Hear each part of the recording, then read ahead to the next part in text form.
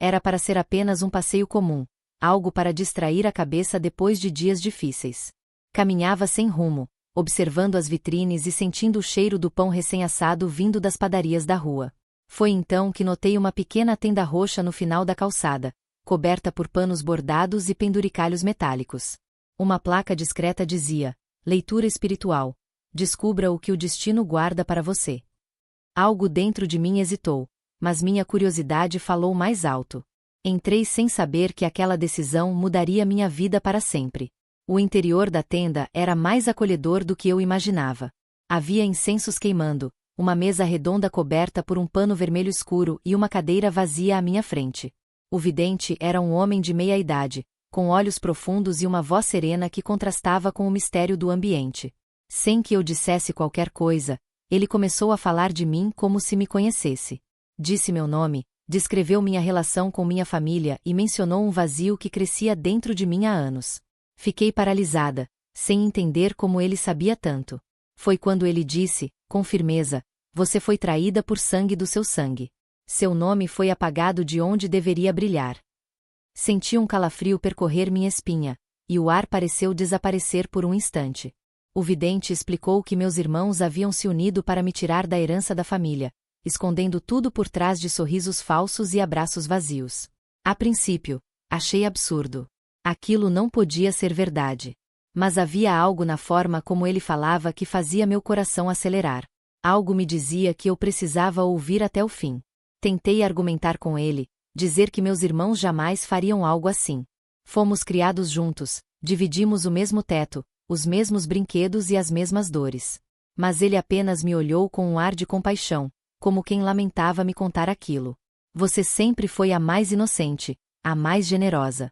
Por isso mesmo, eles te viram como a mais fácil de enganar. Aquelas palavras cortaram fundo, despertando memórias que há muito eu ignorava. Talvez eu tivesse me enganado sobre eles o tempo todo. Quando saí da tenda, o céu estava cinza, e uma leve garoa começava a cair. Caminhei lentamente, tentando organizar os pensamentos, com o coração apertado e as mãos trêmulas. As palavras do vidente ecoavam na minha mente, criando um turbilhão de dúvidas e suspeitas. Por que ele teria inventado algo assim? Qual seria o motivo? Não fazia sentido, e ainda assim, algo dentro de mim começava a se inquietar. Talvez fosse hora de olhar para trás com mais atenção. Talvez aquela conversa tivesse despertado uma verdade que eu não queria ver. Naquela noite, mal consegui dormir. Fiquei encarando o teto do meu quarto, lembrando de olhares, frases soltas e gestos dos meus irmãos ao longo dos anos. Comecei a notar o que antes parecia insignificante. De repente, o absurdo começou a parecer possível. E se fosse verdade? E se eles realmente tivessem me excluído de algo que era meu por direito? Não era apenas uma questão de dinheiro. Era uma questão de confiança, de respeito, de pertencimento. E ali, naquela madrugada silenciosa, decidi que precisava descobrir a verdade, custasse o que custasse. No dia seguinte, acordei com os olhos pesados e a cabeça ainda cheia de pensamentos desconexos. O rosto do vidente me vinha à mente como um lembrete incômodo, impossível de ignorar. Preparei meu café sem pressa, tentando convencer a mim mesma de que tudo não passava de um mal-entendido. Mas as palavras dele ecoavam, abrindo rachaduras nas minhas lembranças. Comecei a repassar mentalmente conversas antigas com meus irmãos. Quanto mais eu pensava, mais dúvidas surgiam, como se algo estivesse tentando emergir das sombras da minha memória. Lembrei de um jantar em família em que, sem explicação, todos mudaram de assunto quando entrei na sala. Na época, achei que fosse apenas uma conversa irrelevante. Mas agora, com a revelação recente, aquela atitude parecia carregada de significado. Também recordei de documentos que meu irmão mais velho mencionou estar resolvendo com a mamãe, mas nunca me contou do que se tratava. Sempre achei que fossem questões do cotidiano, mas talvez não fossem. Comecei a me perguntar, desde quando eu vinha sendo deixada de lado sem perceber. Revirei minhas fotos antigas, buscando algum conforto em lembranças felizes. A infância parecia tão pura, tão cheia de afeto entre nós. Éramos cúmplices nas brincadeiras, unidos nos castigos, parceiros em tudo. Mas percebi que, com o passar dos anos, algo havia mudado entre a gente. Meus irmãos passaram a tomar decisões sozinhos, muitas vezes sem sequer me consultar. E eu, Acostumada a confiar, aceitei tudo sem questionar. Agora me parecia claro que essa confiança havia sido usada contra mim, aos poucos, silenciosamente. Resolvi visitar minha mãe naquela tarde, ainda sem saber o que perguntar ou como agir. Precisava observar, sentir o clima, buscar pistas no olhar dela. Ao chegar, fui recebida com o carinho de sempre, mas havia um leve desconforto nos olhos dela, como se pressentisse algo. Conversamos sobre trivialidades por um tempo, até que mencionei, com cuidado, a palavra herança. O sorriso dela vacilou por um segundo, rápido demais para ser notado por quem não estivesse atenta. Mas eu notei. E naquele instante, soube que havia algo escondido. Saí da casa da minha mãe com um aperto no peito e uma certeza que começava a tomar forma. Eu não estava enlouquecendo. Havia sim uma verdade oculta, algo que todos estavam tentando esconder de mim. Era como se, sem saber, eu tivesse acendido uma luz num cômodo cheio de segredos. O mais doloroso era perceber que, por tanto tempo, fui excluída de forma sutil, com gestos pequenos, mas constantes. A traição não aconteceu de uma vez, ela foi construída em silêncio, tijolo por tijolo, até se tornar um muro entre mim e os meus. Naquela noite, sentei na cama com meu caderno antigo e comecei a anotar tudo o que lembrava. Datas, conversas, situações estranhas. Precisava organizar meus pensamentos e montar o quebra-cabeça com calma. Cada detalhe poderia ser uma pista, uma chave para entender o que realmente aconteceu. Eu não tinha provas ainda, mas sentia no fundo da alma que estava no caminho certo. E se meus irmãos realmente me traíram, eu não ia permitir que essa dor ficasse escondida. Era hora de enfrentar o passado, e a verdade. Na manhã seguinte, o peso da dúvida já não era mais apenas uma sensação incômoda. Era uma certeza crescente, um chamado interno que eu não conseguia ignorar. Decidi que não podia mais fingir que tudo estava normal. Peguei o telefone e mandei uma mensagem no grupo da família, perguntando de forma direta sobre os bens deixados por papai. Esperei por minutos que pareceram horas. Quando as respostas vieram, foram evasivas, cheias de palavras genéricas e sorrisos amarelos. Ninguém quis entrar em detalhes. Aquilo só confirmou o que eu já temia. Resolvi insistir. Liguei para meu irmão mais velho, tentando soar tranquila, mas ele se mostrou visivelmente incomodado. Disse que esse assunto estava resolvido há tempos e que eu não deveria me preocupar. Perguntei se eu estava incluída em tudo o que foi decidido, e ele hesitou por um segundo. Depois, com uma calma forçada, disse que claro, está tudo como o papai queria. Mas o tom da voz dele me soou ensaiado, quase automático. Quando desliguei, fiquei encarando o telefone por minutos. Senti que ele estava escondendo alguma coisa. À noite, liguei para minha irmã, com quem sempre tive uma relação mais próxima. Fui mais emocional com ela, buscando apoio, tentando sentir se havia alguma verdade no que o vidente dissera. Ela tentou desconversar, disse que esse tipo de coisa só causa intrigas na família. Fiquei em silêncio por alguns segundos, esperando que ela dissesse algo sincero. Mas tudo o que recebi foi um "não se preocupe com isso agora, o importante é a família estar unida". Unida para quem? Pensei. Porque, claramente, eu não fazia mais parte dessa união. A sensação de estar sendo tratada como uma estranha dentro da própria família foi devastadora. Cada resposta que recebia parecia cuidadosamente calculada para me manter na ignorância. E, quanto mais tentavam me afastar do assunto, mais eu tinha certeza de que havia algo a ser descoberto. Comecei a perceber pequenos detalhes, olhares trocados entre eles, mensagens apagadas, convites de reunião familiar dos quais eu nunca era informada. Era como se um mundo inteiro tivesse sido construído sem mim. Um mundo que, por direito, também era meu. Não consegui mais ignorar a frieza com que me tratavam quando o assunto envolvia qualquer coisa da casa antiga ou dos bens do papai. Antes, eu pensava que era distração minha, ou excesso de sensibilidade. Mas agora eu via que era intencional. Aos poucos, eles foram me afastando das decisões, das conversas importantes, das reuniões em que tudo era decidido. E eu, confiando no amor entre irmãos, me permiti ficar de fora. Doeu perceber isso. Doeu ainda mais saber que a omissão deles era silenciosa, mas planejada. Naquela noite, fui até a estante do escritório em casa e peguei uma antiga pasta de documentos que herdei de papai.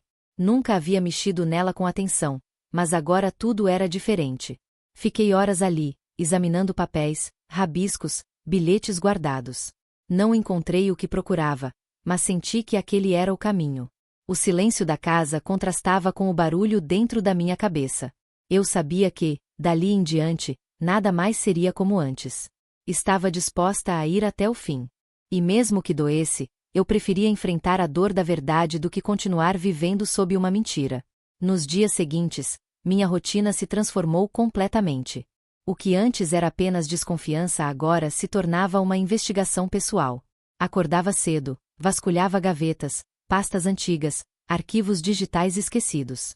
Comecei a montar uma linha do tempo com tudo que lembrava: datas de reuniões, mudanças na relação entre meus irmãos, comentários soltos da minha mãe. Cada pedaço de informação era tratado como uma pista. Eu sabia que a verdade não viria fácil, mas quanto mais eu cavava, mais próximo sentia que estava.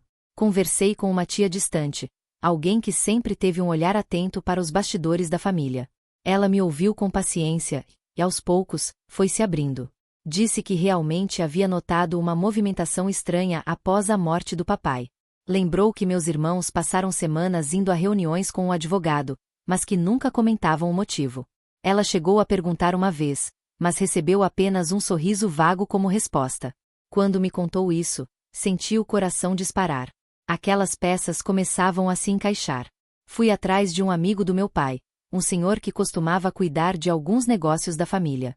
Ele me recebeu com gentileza, mas demonstrou certo desconforto ao ouvir minhas perguntas. Insisti, com educação, e ele finalmente revelou que papai tinha a intenção clara de dividir tudo igualmente entre os filhos. Disse até que meu pai costumava elogiá-la por sua generosidade e firmeza de caráter. Mas algo, segundo ele, parecia ter mudado nos últimos meses antes da morte. Teu pai estava diferente, mais calado, mais desconfiado, comentou. Aquilo me arrepiou inteira. Voltei para casa carregando aquelas conversas como um peso enorme nos ombros. Abri novamente a pasta de documentos do papai, agora com outro olhar. Entre papéis antigos, encontrei um recibo de honorários advocatícios assinado pouco antes da morte dele. O nome do escritório me era familiar. Resolvi ir até lá, mesmo sabendo que talvez não me atendessem. Mas, para minha surpresa, fui recebida por uma funcionária que conhecia meu pai. Quando expliquei quem eu era, ela hesitou, olhou para os lados e disse: "Espere aqui um momento." Meu coração quase saiu pela boca. Após alguns minutos de tensão, ela voltou com um envelope fechado, carimbado, com meu nome escrito à mão. Disse que papai deixou aquilo com instruções específicas para me ser entregue pessoalmente. Minhas mãos tremiam quando peguei o envelope.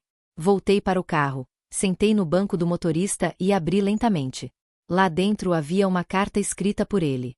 As palavras me atravessaram como lâminas. Ele sabia que poderia estar sendo manipulado e temia que nem todos seus desejos fossem respeitados.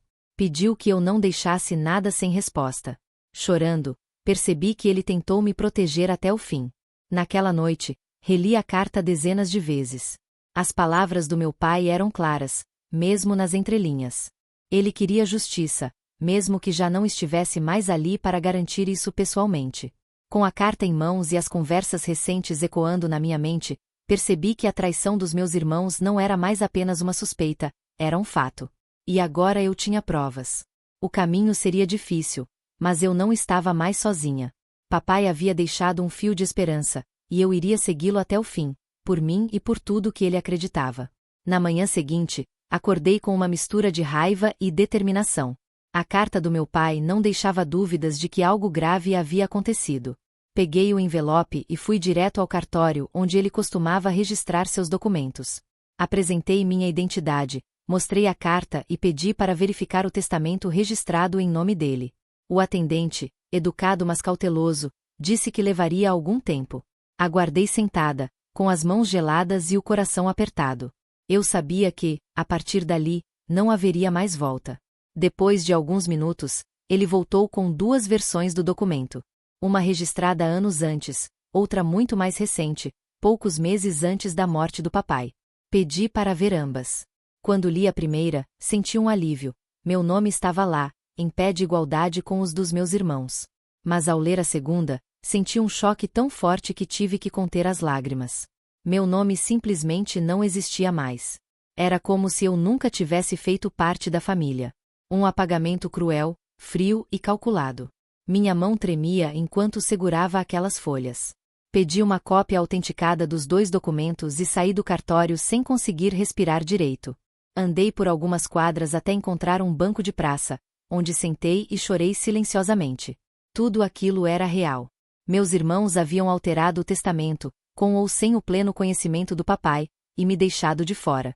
A dor que senti não era apenas pela perda material. Era pela traição, pela falta de amor, pela crueldade de alguém que um dia chamei de meu. Senti como se parte da minha história tivesse sido arrancada de mim à força. Voltei para casa, sentei no sofá e espalhei todos os papéis à minha frente. Peguei a carta do papai e coloquei ao lado dos testamentos. As contradições eram claras, e a dor de cada linha me atravessava como uma lâmina. Decidi então procurar um advogado de confiança, alguém imparcial, que pudesse me orientar com clareza. Marquei uma consulta para o dia seguinte, levando comigo toda a documentação. Eu precisava saber se havia algo que eu pudesse fazer, porque agora, mais do que nunca, eu queria justiça. Na reunião com o advogado, ele examinou os documentos com atenção e me ouviu sem interromper. Depois de alguns minutos em silêncio, me olhou com seriedade e disse: sim, há muitos elementos aqui que indicam manipulação. E se o seu pai não estava em plenas condições quando assinou o segundo testamento, assim base para contestar judicialmente. Essas palavras me trouxeram um misto de alívio e medo. Eu não queria guerra, mas também não podia aceitar ser apagada da vida de meu pai como se nunca tivesse existido. Ao sair do escritório, o céu estava nublado, e o vento frio me fez puxar o casaco com mais força. Eu sabia que o caminho seria longo, e que enfrentar meus irmãos traria mais dor do que eu imaginava. Mas também sabia que não estava mais lutando apenas por mim. Estava defendendo a memória do meu pai, que confiou em mim o suficiente para deixar aquela carta. Ele tentou me alertar, mesmo em silêncio. E agora, com cada passo que eu dava, sentia que o amor dele me guiava. Eu estava pronta para lutar. Passei a noite ensaiando o que diria, cada palavra carregada de dor e frustração. Não era mais possível evitar. Liguei para meus irmãos e pedi que viessem à casa da mamãe naquele fim de semana. Disse que precisava conversar com todos, olho no olho. A reação foi imediata: silêncio. Depois, mensagens curtas, desconfiadas. Mas aceitaram. No sábado à tarde, estavam todos ali, sentados na sala em que crescemos, agora cercados por um clima pesado, quase sufocante. Era o momento de rasgar o véu. Com os documentos em mãos, coloquei tudo sobre a mesa. Primeiro, a carta do papai. Depois, as 2 versões do testamento. Meus irmãos se entreolharam, tensos. Minha irmã foi a primeira a falar, com a voz embargada: onde você conseguiu isso? Respondi com firmeza, sem levantar a voz, mas deixando claro que sabia de tudo. Papai deixou para mim. Ele sabia o que vocês estavam fazendo. Meu irmão mais velho tentou contestar, dizendo que o segundo testamento era legítimo. Mas sua voz tremia. E, naquele instante, vi a culpa em seus olhos. A discussão se acalorou. Cada um tentava justificar suas escolhas, dizendo que papai mudou de ideia nos últimos meses, que queria evitar conflitos. Eu os ouvi, mas dentro de mim só havia silêncio. Como poderiam me trair dessa forma? Como alguém justifica apagar uma irmã da própria história? Perguntei isso olhando nos olhos de cada um. Não houve resposta. Só silêncios desconfortáveis e desculpas frágeis. A verdade estava exposta. E eles sabiam que, dali em diante, nada mais seria como antes entre nós. Minha mãe, que até então permanecia calada, finalmente se manifestou. Com os olhos cheios de lágrimas, disse que não sabia de tudo, mas desconfiava. Contou que papai estava frágil, vulnerável, e que os meninos o pressionaram com argumentos sobre organizar tudo para o bem da família. A dor dela era visível. Ela se culpava por não ter feito mais. Mas eu sabia que aquela culpa não era só dela. Foi uma rede de silêncio, de omissões, de covardia. E eu estava pagando o preço mais alto por confiar demais. Terminei a conversa dizendo que entraria com um processo judicial. Não era uma ameaça, era uma decisão. Eles tentaram me convencer do contrário, prometeram acordos, ofereceram compensações. Mas eu não queria dinheiro. Eu queria justiça. Queria que a verdade fosse reconhecida, que a memória do meu pai fosse honrada como ele merecia.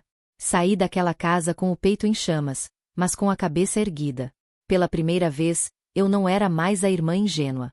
Eu era a mulher que lutaria até o fim. No caminho de volta, ouvi no rádio uma música que meu pai adorava. Foi impossível conter as lágrimas. Lembrei da risada dele, dos conselhos, do jeito como ele sempre dizia que eu era o coração da família. E agora, esse mesmo coração havia sido traído por quem deveria protegê-lo. Mas não me deixaria consumir pela dor. Eu tinha um propósito. Tinha uma história a defender.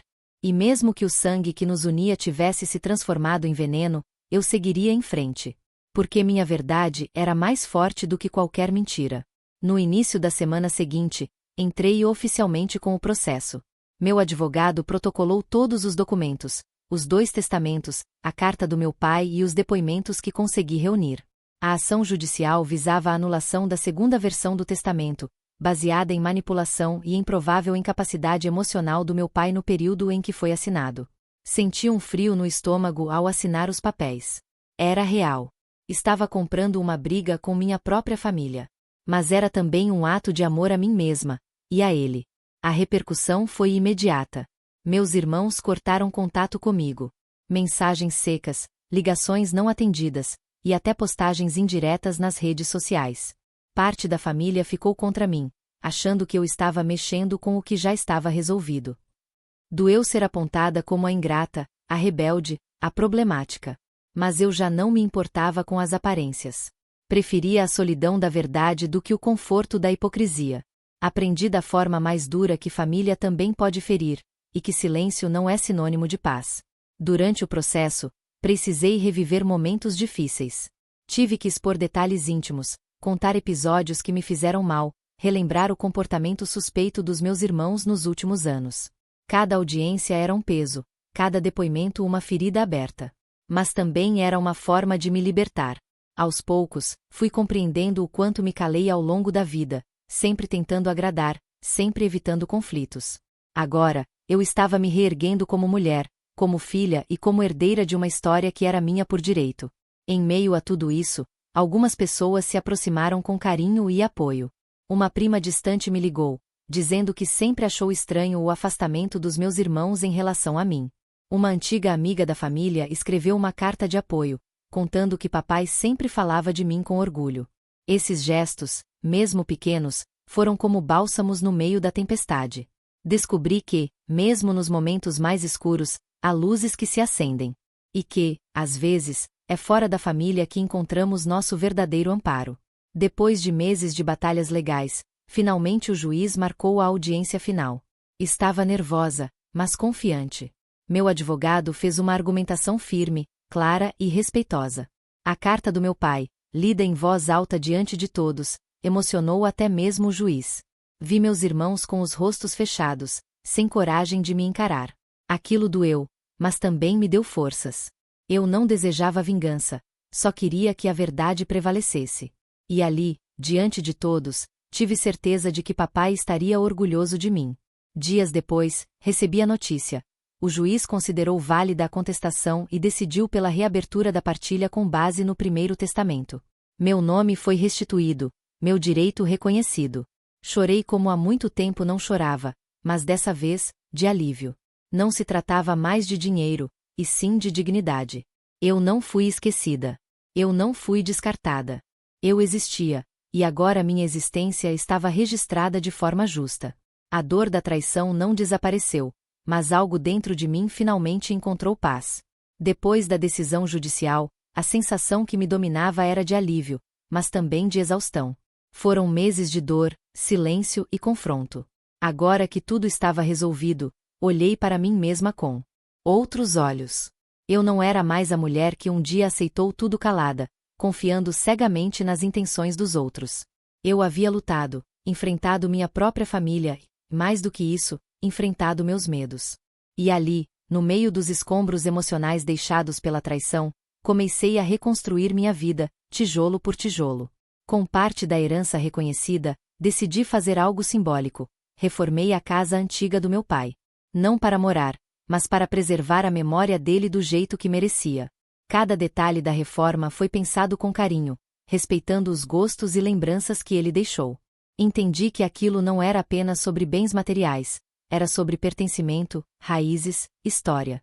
Abrir aquela porta, agora renovada, foi como abrir um novo capítulo em mim mesma. Era o fim de um ciclo e o início de uma nova fase, mais consciente e mais firme. Os laços com meus irmãos permaneceram rompidos. Não houve pedido de desculpas, nem tentativa de reconciliação. E, embora isso ainda doesse, aprendi a aceitar. Nem todo laço precisa ser mantido. Nem toda ligação de sangue é sinônimo de afeto verdadeiro. Com o tempo, aprendi a preencher esse vazio com novas relações. Me aproximei de primos, reencontrei velhos amigos, me cerquei de pessoas que realmente se importavam comigo. E, pela primeira vez em muito tempo, senti que estava cercada por amor sincero. A experiência também me ensinou sobre limites. Durante anos, fui aquela que cedia, que aceitava, que não queria desagradar. Agora, eu sabia o valor de dizer não. Sabia reconhecer quando algo não estava certo. Essa força não veio de um dia para o outro, ela foi nascendo dentro de mim, como uma flor que brota mesmo no solo mais seco. E cada vez que eu lembrava do olhar do meu pai, da confiança que ele depositou em mim ao deixar aquela carta, eu sentia uma coragem nova crescer no meu peito. Reencontrei minha mãe algumas semanas depois. A conversa foi serena, cheia de silêncios e lágrimas. Ela me pediu perdão pelo que deixou acontecer, e eu, com o coração ainda machucado, aceitei. Não queria mais viver carregando mágoas. A dor já havia feito morada demais em mim, e eu queria espaço para a leveza. Nossa relação, apesar das feridas, encontrou um novo ritmo. Agora, baseada na verdade e no respeito mútuo. Era o máximo que podíamos reconstruir, e eu estava em paz com isso. Hoje, quando olho para trás, vejo uma mulher que renasceu das próprias ruínas. Que foi ao fundo do poço, mas não se perdeu. Que chorou, gritou, duvidou, mas não desistiu. A traição dos meus irmãos me destruiu por dentro, mas também me revelou uma força que eu nem sabia que existia. E, por mais contraditório que pareça, sou grata por ter passado por tudo isso. Porque foi nessa dor que eu encontrei minha verdade.